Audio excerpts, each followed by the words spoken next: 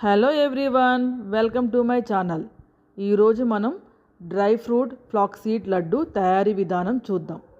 ముందుగా కావలసిన పదార్థాలు: ఫ్లాక్స్ సీడ్స్, నువ్వులు, బాదం పప్పు, జీడిపప్పు, వాల్నట్స్, గుమ్మడి గింజలు. ఇవన్నీ కూడా 1 కప్పు తీసుకోవాలి. తరువాత పల్లీలు 2 కప్పులు, ఎండు కొబ్బరి 2 కుడకలు. వీటిని చిన్న చిన్న ముక్కలుగా చేసుకోవాలి. వీటన్నిటిని ప్యాన్పై ఫ్రై చేసుకొని చల్లార్చుకోవాలి. ఆ తరువాత దీనిలో ఒక 5-6 యాలకులు వేసి మిక్సీలో మెత్తగా గ్రైండ్ చేసుకోవాలి. ఈ విధంగా మిక్సీలో మెత్తగా గ్రైండ్ అయిన పౌడర్లో 2 కప్పుల బెల్లం తురుము వేసుకొని కలుపుకోవాలి.